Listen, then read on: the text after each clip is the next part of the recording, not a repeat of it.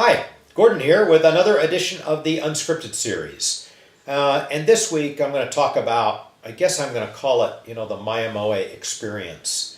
I think, as I'm thinking about this, when I talk about the experience, I am talking about the bond between and among us and our owners, and between owners and other owners. And I'm looking at how that developed, and I think, it developed very much in the beginning. I think it is a product of us not going through dealers. I think when you go through dealers, the company itself loses some degree of personality and certainly does not have direct contact with the owners. And when you do that, it's just harder to have that, or impossible to have that personal relationship. So from the very beginning, here we were, a little tiny company selling ukuleles in our little geographic area.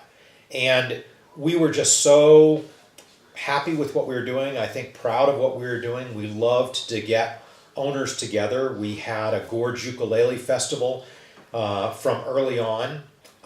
And our objective with that, and we did it, I think, the first March of Mya-Moe's existence.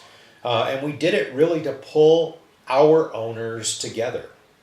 And what we found, and we didn't intend this, it wasn't like a strategy, but what we found is that the owners started communicating with each other. We get pictures of people that had met up at a festival. We got a picture once of two people that met up at a park in San Francisco. They didn't even know each other, but one of them was playing their Mya-Moe and the other came up to talk to them about it. And I think that's something that has evolved among our owners, and I love it.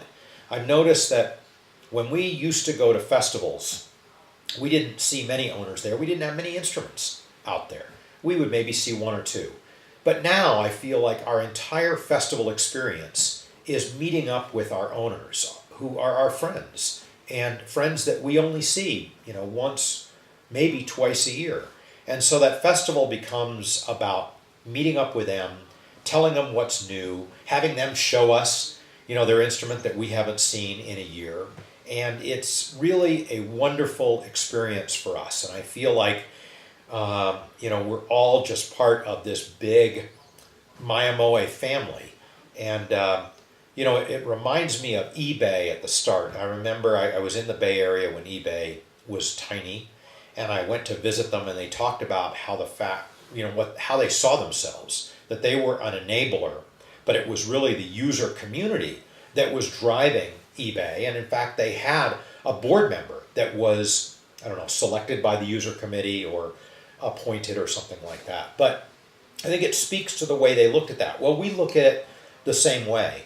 There are many times where I feel that at this point, we're not in charge anymore. Our owners are in charge, and that we're working for them and for you, and trying to move the company forward and do the right thing. We went to a festival last year, and a guy wrote us a great email, after the festival about how, as a Mya-Moe owner, what he observed in the other owners and how it was just so different than owning any other instrument. And maybe if I'm proud or happy of one fundamental thing at Mya-Moe, it's that Mya-Moe is much bigger than instruments and ukuleles. It's about a sense of community and bringing people together, and that's really cool. I love that.